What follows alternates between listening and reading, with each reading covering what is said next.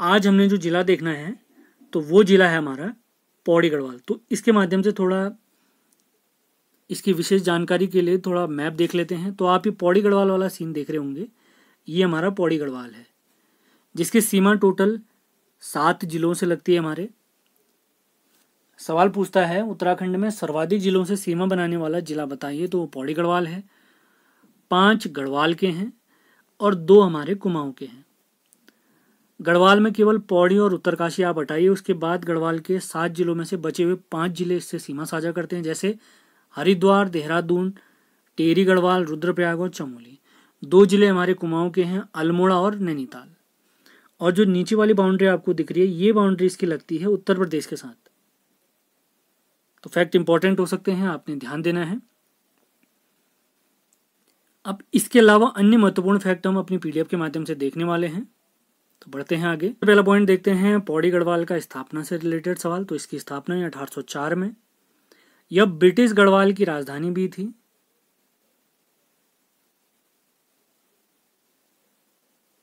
काफी important fact. अगला fact देखते हैं 1969 में गढ़वाल मंडल का मुख्यालय पौड़ी में ही स्थापित किया गया था। कुमाऊं मंडल का मुख्यालय आपने कमेंट बॉक्स में लिख के बताना है। 1992 में पौड़ी गढ़वाल को हिल स्टेशन घोषित किया गया था। महत्वपूर्ण फैक्ट। अब इसकी सीमा अगर देखते हैं, जो अभी मैंने मैप में आपको बताया था, तो इसकी सीमा उत्तर प्रदेश से लगती है। और अगला फैक्ट जो मैं आपको बता चुका हूं, उत्तराखंड का सर्वाधिक जिलों से स्पर्श करने वाला जिला है। ये 7 जिलों से अपनी सीमा साझा करता है। जो 7 जिले हमारे हरिद्वार, देहरादून, टिहरी, रुद्रप्रयाग, चमोली और उसके बाद है अल्मोड़ा और नैनीताल। अगला फैक्ट है पौड़ी गढ़वाल हमारा कंडोलिया पहाड़ियों पर स्थित है। 1951 में पौड़ी गढ़वाल का एक शहर है कोटद्वार, जिसे नगरपालिका घोषित किया गया था। अब देखते हैं यहाँ के प्रमुख पर्वत और गुफाएं। तो सबसे पहले जो प्रमुख पर्वत हैं उसमें सबसे पहला पर्वत आता है शंभु निशंभु पर्वत। उसके बाद उतुंग शिखर, कामदेव माउंटेन, किनास पर्वत, झिलमिल गुफा और गंगा वासुई घाटी। ये सारे स्थल हमारे पौड़ी में स्थित हैं। अब देखते हैं पौड़ी के जलप्रपात। सबसे पहला है रमेशपुर या रामपुर जलप्रपात। उसके बाद चूनाधार प्रपात। अगला है गौरी चीर झरना, जो पूर्वी नयार नदी पर बना हुआ है। नयार नदी वही है जो हमारे दूधाधोली से निकलती है। अब अगला देखते हैं पौड़ी गढ़वाल के वन, वन्यजीव और राष्ट्रीय पार्क। तो सर्वाधिक वन क्षेत्रफल हमारे उत्तराखंड में पौड़ी में ही पाया जाता है, जो कि 3271 स्क्वायर किलोमीटर है। यानी पौड़ी के क्षेत्रफल का 61.38% हिस्से में वन पाए जाते हैं। और उत्तराखंड में सबसे ज़्यादा खुले वन भी पौड़ी गढ़वाल में है। अगला देखते हैं सोना नदी वन्यजीव विहार, जिसकी स्थापना 1987 में हुई थी और इसका क्षेत्रफल है 301 वर्ग किलोमीटर। अब देखते हैं कार्बेट राष्ट्रीय पार्क के बारे में, जिसका विस्तार पौड़ी और नैनीताल में स्थित है। 1936 में हैली राष्ट्रीय पार्क का निर्माण किया गया। यह एशिया और भारत का पहला नेशनल पार्क था। आज़ादी के बाद इसका नाम पड़ा रामगंगा नेशनल पार्क, जबकि 1957 में से जिम कार्बेट नाम दिया गया। यानी प्रसिद्ध शिकारी जिम कार्बेट की याद में से कार्बेट राष्ट्रीय पार्क का नाम दिया गया। इसका क्षेत्रफल है 520.82 वर्ग किलोमीटर, जिसमें ज़्यादा क्षेत्रफल इसका प्राप्त होता है पौड़ी में 312.76 वर्ग किलोमीटर और नैनीताल में 208 के आसपास इसका क्षेत्रफल है। अगला फैक्ट देखते हैं ढिकाला नामक स्थल नैनीताल में स्थित है, जो कि हमारे कार्बेट राष्ट्रीय पार्क का प्रवेश द्वार है। पाटली दून काफ़ी महत्वपूर्ण, ये हमारे कार्बेट राष्ट्रीय पार्क के मध्य से होकर मध्य में स्थित है। अगला महत्वपूर्ण फैक्ट देखते हैं 1 नवंबर 1973 को भारत का पहला बाघ संरक्षित क्षेत्र इसे घोषित किया गया।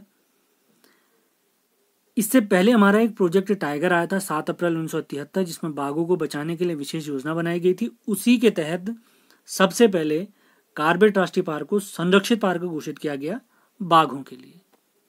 उम्मीद है सारे फैक्ट आपको समझ में आ रहे होंगे, आपने नोट्स बनाते हुए चलना है। अगले फैक्ट की तरफ बढ़ते हैं। यहाँ सर्वाधिक पर्यटक आते हैं।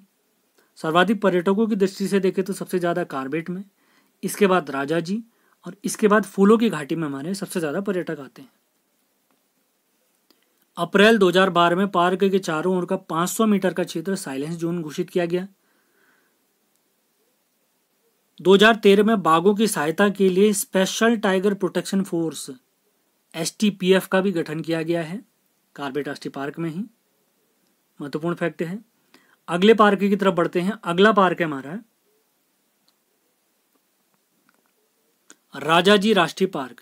इसकी स्थापना 1938 में चीला, मोतीचूर और राजाजी अभयारण्य को जोड़कर की गई। इसका क्षेत्रफल प्राप्त होता है 820.4 वर्ग किलोमीटर। उत्तराखंड में टोटल 6 पार्क हैं। उन 6 पार्कों में सर्वाधिक जिलों में फैला हुआ पार्क यही है, PHD, पौड़ी, हरिद्वार और देहरादून। आप देख सकते हैं इसका विस्तार 3 जिलों में, पौड़ी, हरिद्वार, देहरादून, और ये हाथियों के लिए प्रसिद्ध है।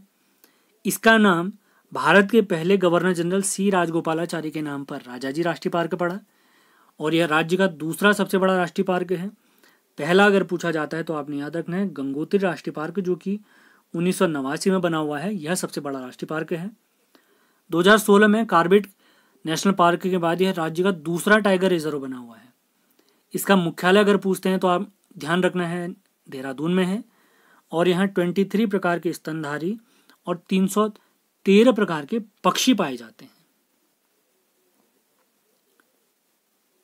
अब देखते हैं पौड़ी के प्रमुख स्थल। सबसे पहला स्थल है कोटद्वार।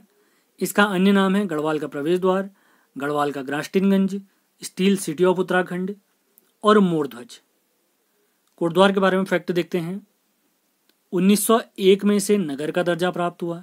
1909 में कोटद्वार से लैंसडाउन तक सड़क मार्ग की स्थापना की गई। 1951 में कोटद्वार को नगरपालिका का दर्जा मिला, और 2017 में इसे नगर निगम का दर्जा प्राप्त हुआ है। कोटद्वार हमारा हमने ध्यान रखना है खो नदी के तट पर बसा हुआ है।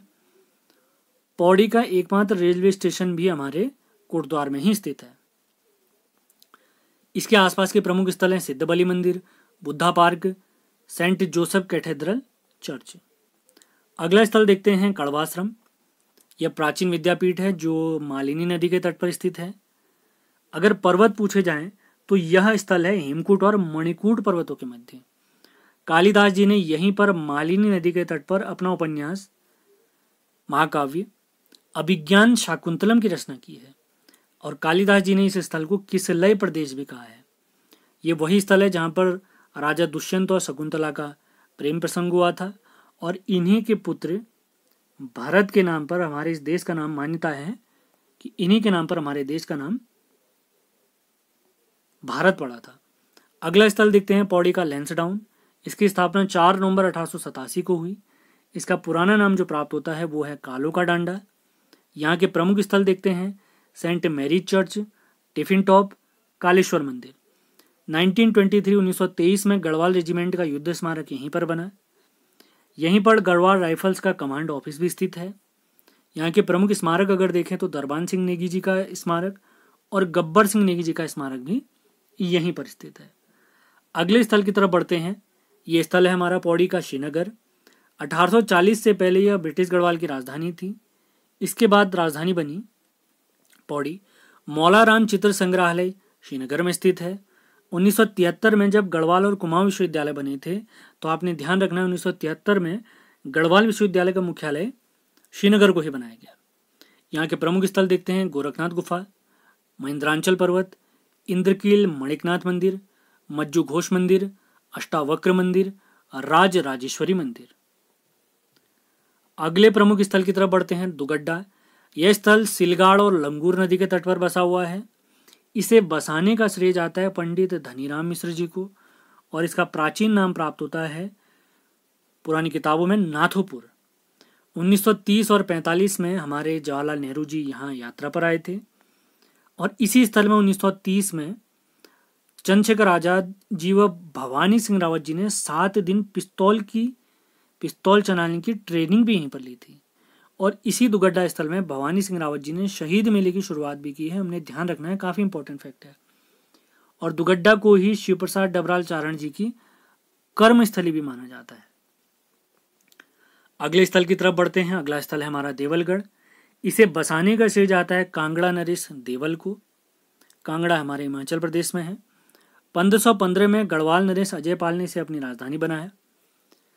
गढ़वाल नरेशों की कुल देवी राज राजेश्वरी देवी, जिसका निर्माण अजयपाल ने कराया, वो यहीं पर स्थित है मंदिर। सोम का भांडा या राजा का चबूतरा नामक स्थल देवलगढ़ में स्थित है, जबकि नाथ संप्रदाय के काल भैरव का मंदिर भी यहीं पर स्थित है। अब बढ़ते हैं पौड़ी गढ़वाल के प्रमुख स्थलों की तरफ। सबसे पहला स्थल है उत्तराखंड पलायन आयोग का मुख्यालय, ये पौड़ी में स्थित है। गढ़वाल मंडल का मुख्यालय पौड़ी में स्थित है। कब से? 1969 से। गोविंद बल्लभ पंत इंजीनियरिंग कॉलेज, ये पौड़ी के घुड़दौरी नामक स्थल पर स्थित है। अगला स्थल है चंद्र सिंह गढ़वाली औद्योगिकी एवं वानिकी विश्वविद्यालय, ये भरसार पौड़ी में स्थित है। इसकी स्थापना 2011 में हुई है। अगला स्थल है उच्च स्तरीय पौध शोध संस्थान, ये श्रीनगर में स्थित है। अगला राज्य टैक्स या कर भवन, श्रीनगर में स्थित है। प्राविधिक शिक्षा निदेशालय, ये हमारे श्रीनगर में स्थित है। राज्य का पहला जागर महाविद्यालय श्रीनगर में स्थित है, जिसकी स्थापना जयानंद भारती जी ने की। अगला फैक्ट देखते हैं, वीर चंद्र सिंह गढ़वाली राजकीय मेडिकल कॉलेज श्रीनगर में स्थित है। इसकी स्थापना 7 जुलाई 2008 को हुई है। अब देखते हैं गढ़वाल विश्वविद्यालय के बारे में कुछ महत्वपूर्ण जानकारी। इसकी स्थापना 1973 में हुई है। 1989 में इसका नाम बदलकर हेमवती नंदन बहुगुणा विश्वविद्यालय रखा गया, जबकि 15 जनवरी 2009, काफी इंपॉर्टेंट फैक्ट, हाल ही में पूछा गया है पिछले साल, इस विश्वविद्यालय को 15 जनवरी 2009 को केंद्रीय विश्वविद्यालय का दर्जा दिया गया। 1980 में इसी विश्वविद्यालय के अंतर्गत हिमालय पुरातत्व एवं नृवंशी संग्रहालय का निर्माण भी किया गया है।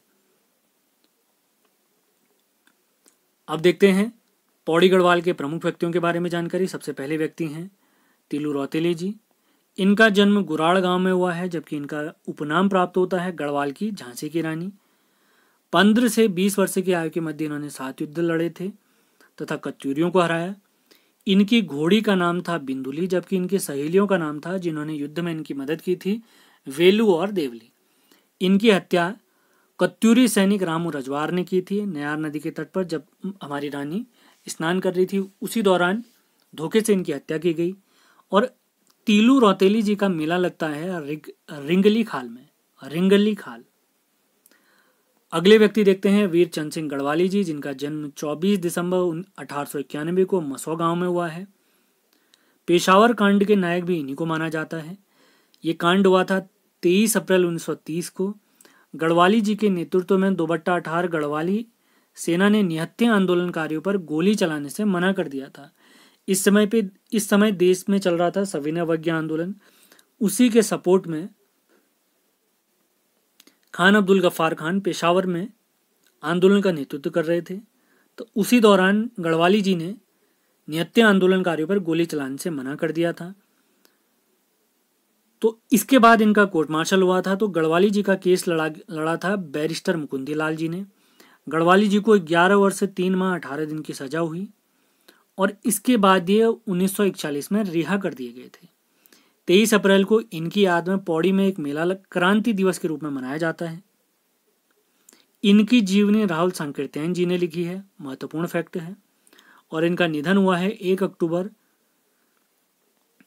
1979 को, 1979। अगले व्यक्ति देखते हैं शिव प्रसाद डबराल चारण जी। इनका जन्म 12 नवंबर 1912 को गहली गांव में हुआ है। इन्हें इंसाइक्लोपीडिया ऑफ उत्तराखंड भी कहते हैं। इनकी एक उपाधि चारण भी है। 1962 में आगरा विश्वविद्यालय से इन्होंने भूगोल से पीएचडी की परीक्षा पास की, पीएचडी की थी, जिसका विषय था अलकनंदा उपत्यका में घोष यात्रा, प्रवचन और ऋतुकालीन प्रवास। इन्होंने अपनी प्रेस भी खोली, जिसका प्रकाशन का नाम था वीर गाथा प्रकाशन। अभी कुछ देर पहले जब हम दुगड्डा पढ़ रहे थे, तो दुगड्डा में हमने लिखा था यह चारण जी की कर्मस्थली रही थी। कर्मस्थली क्यों रहे थे? क्योंकि दुगड्डा में एक इंटर कॉलेज था, उसके प्रिंसिपल रहे थे। इनकी कुछ प्रमुख रचनाओं के बारे में देख लेते हैं। उत्तराखंड का इतिहास, महत्वपूर्ण फैक्ट, महाराणा संग्राम सिंह, टिहरी का इतिहास, सतीरमा, श्री उत्तराखंड यात्रा दर्शन, गढ़वाली मेघदूत, उत्तराखंड में अभिलेख एवं मुद्रा, संघर्ष संगीत, गुहादित्य, गोरा बादल और अंतिम रचना है, अगली रचना है अतीत स्मृति। इतनी रचनाएं भी याद हो जाएं काफी है। अगले महत्वपूर्ण व्यक्ति देखते हैं ललिता प्रसाद नैथानी जी, जिनका जन्म 1913 में नैथाना गांव में हुआ। लैंसडाउन में वकालत के दौरान कर्मभूमि पत्रिका का इन्होंने प्रकाशन और संचालन भी किया। 1956 में सत्यपथ नामक पत्रिका का इन्होंने प्रकाशन किया है कोटद्वार से। इनकी रचनाएं देखते हैं, पूछी गई रचनाएं हैं, महत्वपूर्ण रचनाएं, गढ़वाल भाबर तब और अब, कण्वाश्रम, मालिनी सभ्यता के खंडहर और गढ़वाली चित्रकला शैली इनकी रचनाएं हैं। और इनका निधन यानी स्वर्गवास हुआ है 20 नवंबर 1988 को।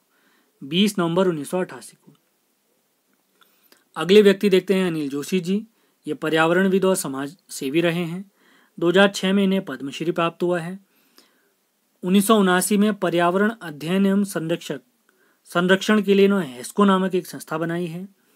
गांव बचाओ आंदोलन भी अनिल जोशी जी का है। और विज्ञान में इनके योगदान के लिए इन्हें जमुना लाल बजाज पुरस्कार से भी सम्मानित किया गया है।